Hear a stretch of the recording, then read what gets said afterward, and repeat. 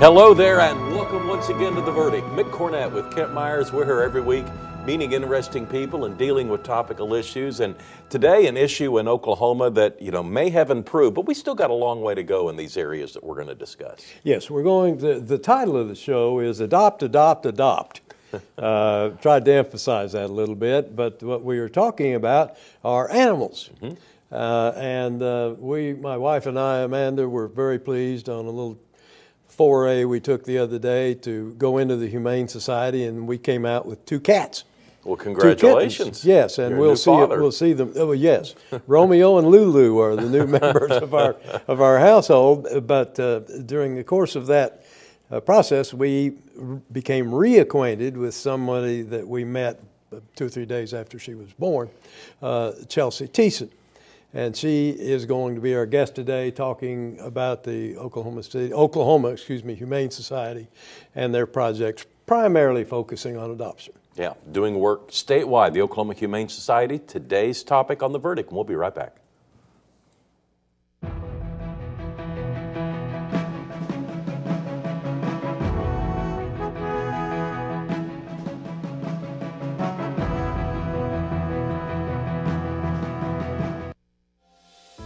Right now, 6 feet can feel like a long ways away. But from 6 feet, we can still smile at each other. From our doorways and our stairways, from opposite sides of the street and opposite sides of the country. Through fear and frustrations, we can remind each other that we are still here for each other. Because we can still smile at each other. And we're not going anywhere. Military service ran in my blood, starting from my father, which joined the Navy, on the Chickasaw side, my uncle, which served in the United States Army. I'm Benjamin Espinosa, Chief Petty Officer, United States Navy, and I'm Chickasaw. I went to the Secretary of Defense's staff at the Pentagon in Washington, D.C., which ultimately led to becoming a combat support technician for Naval Special Warfare, specifically SEAL Team 10. I think to be proud and to love your tribe, to love being Chickasaw, you also have to love being American. You also have to love everything that America stands for. Equality, perseverance, professionalism, and power. I want my family to know that their father is a good person, but also feels that he has an obligation to the country and to love this nation. Anything worth having is worth dying for. The military and the country owes me nothing. I owe it everything. See more stories about the Chickasaw people at profilesofanation.com.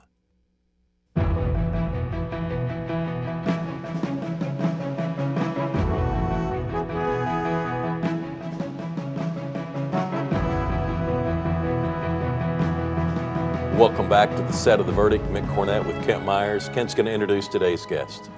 Well, as we talked about in the open, our guest today is Chelsea Thiessen. She is the Adoption Center Manager for Oklahoma Humane Society. And we've known Chelsea virtually all her life.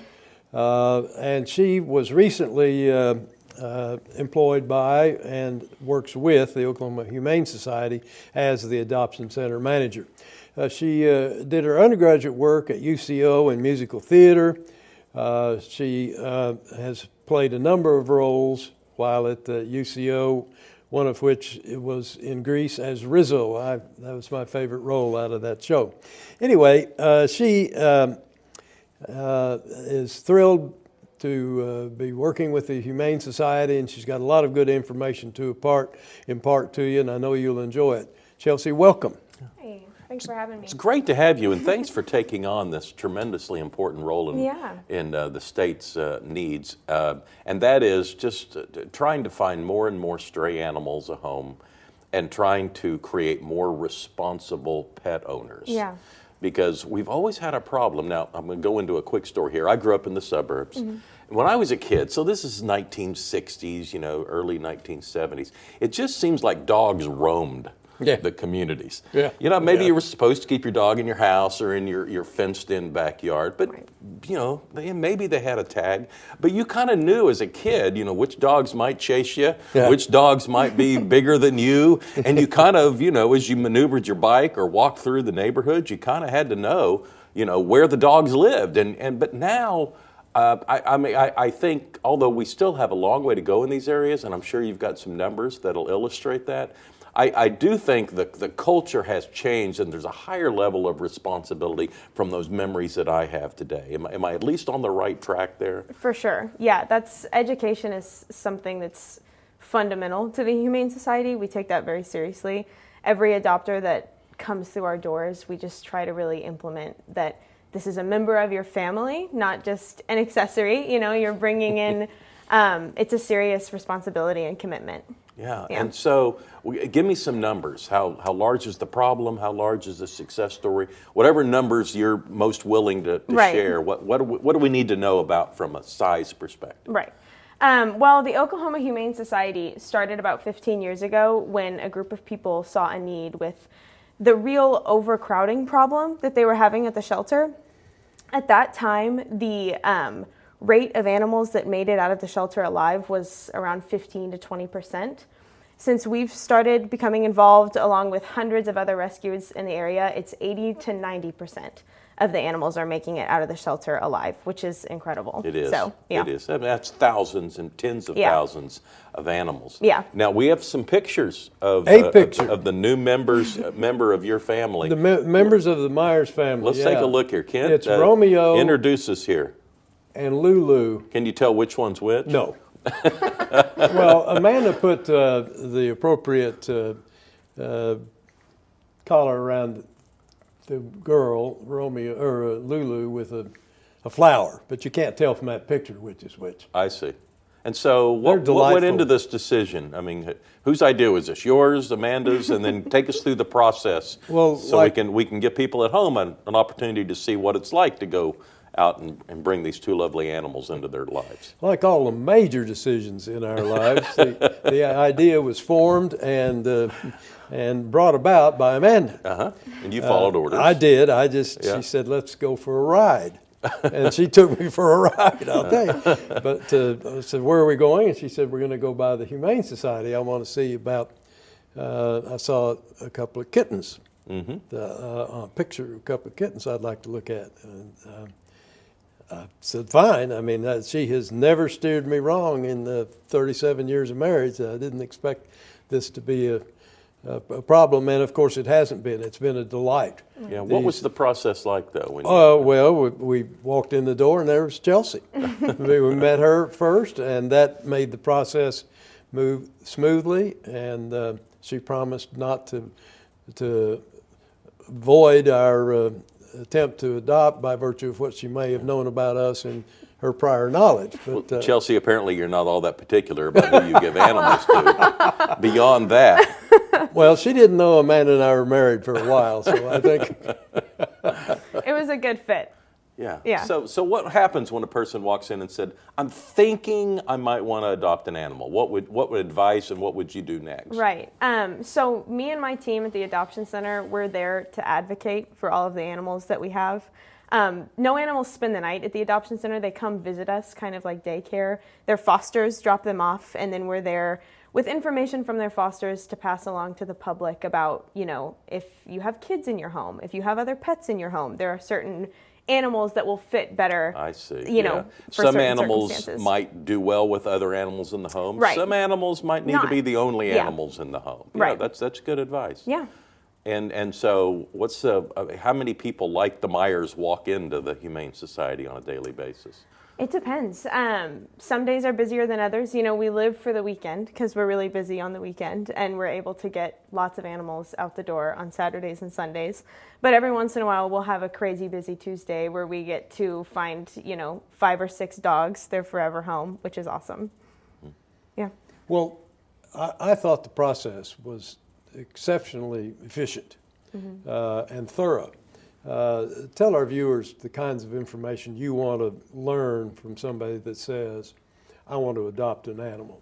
What kind of questions are you trained to ask? Right. Well, it's about altogether kind of like a 30-minute process. We get the basic information, your address, your phone number, and then that's when we start to ask you a little bit more about your day-to-day life. What are you going to do with your animal when you leave the home?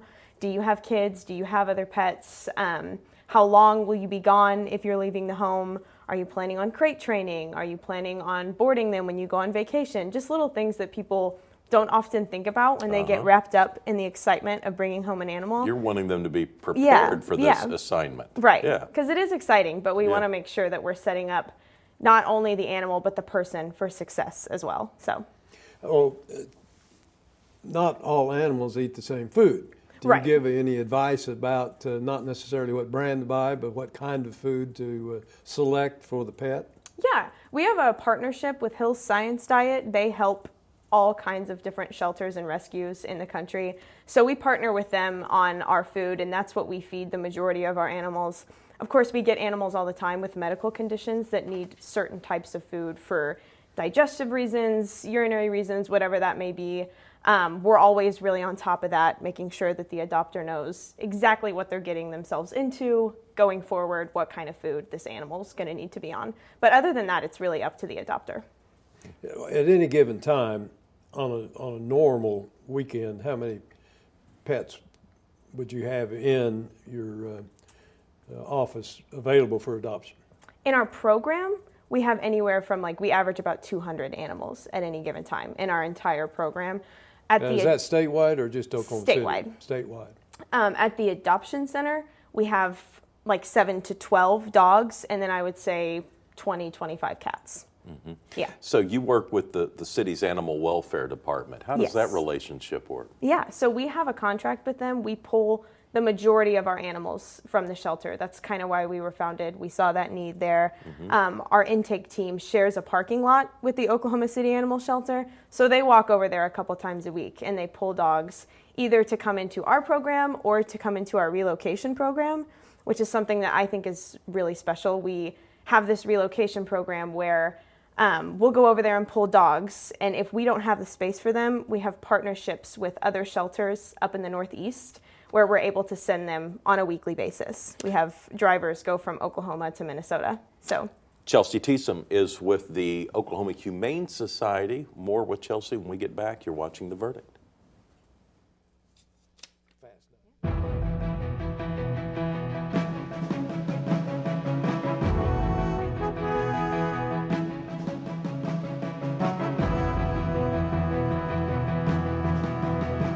At Whitten Burridge, we're litigators. That's all we do. All of our clients, some sort of wrong has occurred to them. We try to right that wrong. Corporate America, they have all the power. It's sort of like going against an army. I like helping the underdog. That's what gets me up out of bed every day. Our success rate is phenomenal, but that's not all they get. We care about people.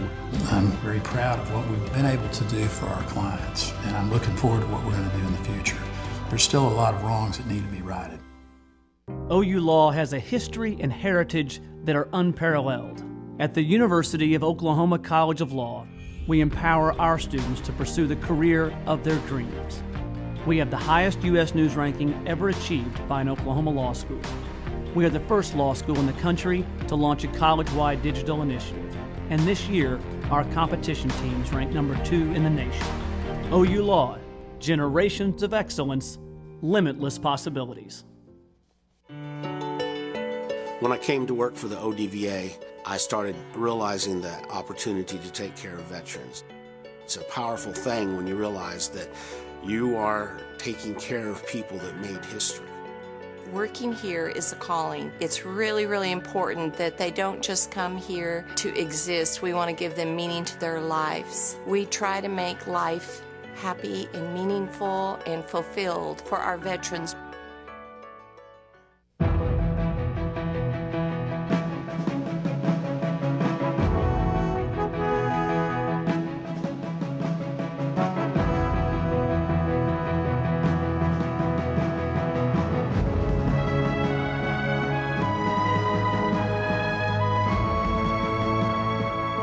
Welcome back to the set of The Verdict. Our guest is Chelsea Thiessen. She's with the Oklahoma Humane Society.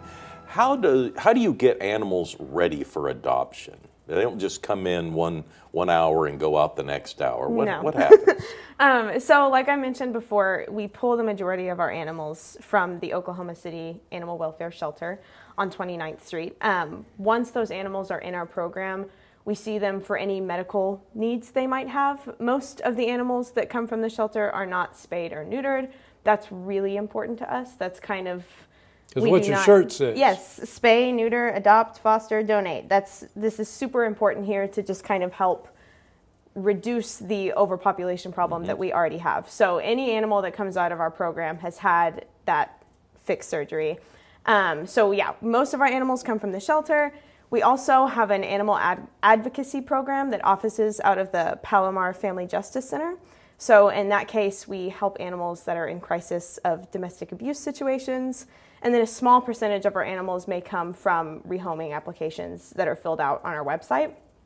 So once we have the animal in our program, we work hard on finding them a foster home where they can go and kind of reacclimate to being in a home, relearn how to trust humans and get comfortable again.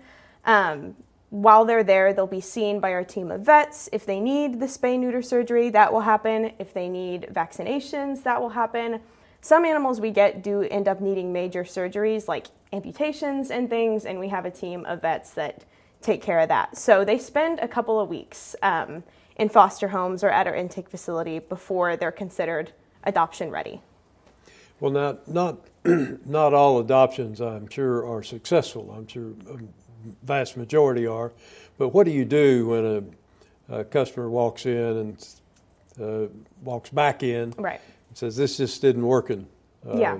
What steps do you take then? So that happens.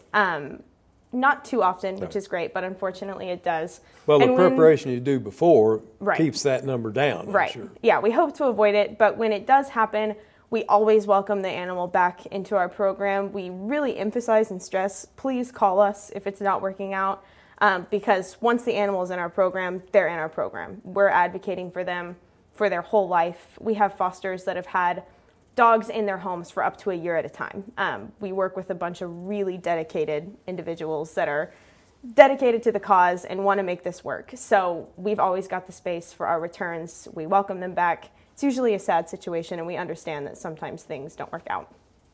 I know for a while there was a mobile neutering program in place and free neutering opportunities. Can you go into those programs? Are those still in existence? Yeah.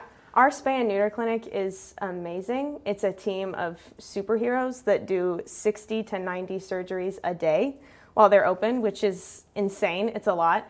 And they service the general public too for a fraction of the cost of what the surgery might be at like your veterinarian's office. So yeah, I think canine spays are $75. It's really low rates there. So we can just get as many dogs as possible fixed to kind of help with that overcrowding issue. So yeah, that's really important to us. And cats are a little more troublesome when it comes to the spay program. Yeah. Yeah. That's a big one. Kitten season will just like hit us like a ton of bricks. There's so many kittens. And luckily people want to adopt kittens, so it's great. We're really busy during that time, but trying to catch the cats and get them fixed before that happens is important. What happens in a situation where a dog may be happy at home and doing fine, but runs off and may have tags, may not have tags? Whom is it that picks up the dog in the first instance, and what is the program, if any, that gets that dog back to the home from which they fled? That's a good question. One of the things about all of our dogs, something I didn't mention, at the spay and neuter clinic, they also microchip every single one of our animals. That microchip is linked to us, so sometimes people will bring in dogs to the adoption center saying, I found this dog. We'll be able to scan them, and if that dog is in our program, we can call their adopter and oftentimes reunite them, which is great. So microchipping your pets is really important because any facility like a shelter or a vet will immediately go for the scan first to make sure we've got this database that will pull up their phone number. So. And let me ask you, any pet that's adopted through the Humane Society will already be chipped? Yes, yeah. Before they leave our doors, they're always microchipped. Okay. Yeah. But in general, Kent, if there's a stray dog, or the Oklahoma Animal Welfare Department would be charged with going out and picking up the animal. Yes. I see. Yeah. So if you have a stray dog or a stray cat in your neighborhood, you can call them and they'll get out there when they're staffed to do so. I mean, some days they're just overwhelmed with the number of stray dogs and cats. But and then hopefully it winds up, if not adopted through their system, that it winds up in your system. Yeah, we, along with 100 other rescues, pull from there every day. So that's usually what I tell people if they bring us a stray dog. That's where we have to send them if they're not in our program. But more than likely, that animal's going to get pulled. So, well, do you ever find that pets are simply not adoptable? I think before I started working at the Humane Society, I probably would have answered yes to that question. When I started working there, I myself was really anxious about when we would get an older animal in, or an animal with certain medical conditions that may follow them for their life, or an animal that's been through something traumatizing that gives them some kind of behavior disclosure. That was something I really struggled with. How are we going to find these animals homes? But you find that if you're patient and you get to know the animal and you advocate for them, the right person is always going to come along. And it's just so rewarding when that does happen. So, well, I hate to bring up the term euthanasia, but in the past, that seemed to happen fairly frequently at some locations. Yeah. Tell me about what your record is and the Humane Society's record is in that regard. Right. So through our program, we're a no-kill rescue. Of course, it unfortunately does happen at the shelter sometimes, but that's the whole reason why we But exist. that's not your no, doing. yeah. It's our whole purpose is just to reduce that as much as we can and get as many animals out of there alive as possible. And you've reduced it, have you not? Yeah, a lot, yeah. I mean, before we were formed and before other rescues started going in and pulling, I think it was, I said like 15 to 20% of the animals were coming out alive, and now it's anywhere from 80 to 90, so. Yeah, it's a tremendous success story, but it could not happen if the city were still relying on its own resources to resolve the problem. Yeah. It really takes a good private sector partner like the Oklahoma Humane Society. Are you looking to expand to other parts of the state if opportunities present themselves? Always, yeah. I think we have plans for a bigger facility in the future and always wanting to grow and move up and do more. Dogs and cats are all of your business or primary your business? Yeah, that's all of our business, just dogs lizards, and cats. You're not in No. Frogs. Nope. You're not interested in reptiles or I wouldn't goats. know what to do, no. Anything like that. Mm-mm. And I have a book, by the way, the title of which is Reptiles and Other Lawyers. I bet that's a long book. Well, I haven't opened it, as you might imagine. What are the most popular animals when people come in? Do they say, I'm really looking for do they know, or will they know their animal when they see it? Sometimes it happens like that. I prefer it to happen like that. I prefer it to be kind of just like an emotional connection between the person and the animal. But a lot of people want puppies and kitties, which is great, but they're a lot, Mm-hmm. You have 2 new kitties at home. They can be quite the handful. So, I have a lot of love for the older dogs. Do these adoptable animals already have names? Mm-hmm. And so in Lulu and Romeo's case, was that the name that was pre-assigned, or they've been renamed. They entered the witness protection program, and you gave them a new name when they entered the Meyers household. That's right.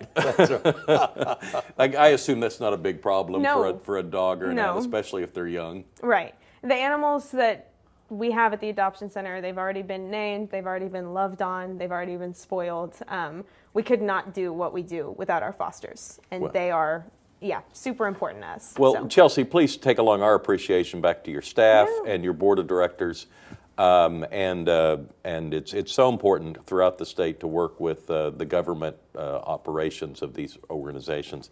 And it's been a big success story, as I mentioned, but the Oklahoma Humane Society is a significant part of that success. Yeah. So thanks for your work, and it course. does not go unnoticed. Yeah, Thank thanks you for having me. All right, Kent and I'll be back with the final word when we return.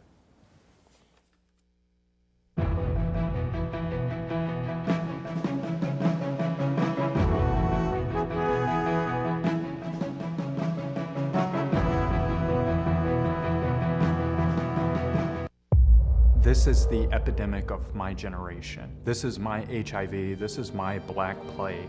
In the midst of one of our state's largest crises, Oklahomans are dying from this preventable and treatable disease on a daily basis.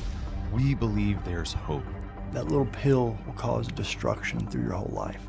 Watch the entire award-winning 9-part docuseries Killing Pain, made available by Fighting Addiction Through Education at killingpain.com. It used to be okay in teachers' lounges. It used to be okay in maternity wards. It was okay in sporting arenas, college campuses, and office spaces. But now that we understand the deadly dangers of secondhand smoke, that's not okay anymore. So why is it okay that thousands of employees are exposed to it every day at work? Bottom line, it's not okay. Let's protect hardworking Oklahomans. Join the fight at stopswithme.com. All children deserve a life of hope and love, but sometimes they experience a life of pain, neglect, and abuse. When that happens, each child deserves all the quality assistance and representation that can be offered in our legal system. For more information, call 23-CHILD. Oklahoma Lawyers for Children, helping to bring hope and love back to the lives of abused children. You will always be mom and dad to me. I think for us, once we got started and we began to see the tremendous need just within our state, it really was just a calling for us. The blessings far outweigh any obstacles that we've faced. You will always be mom and dad to me.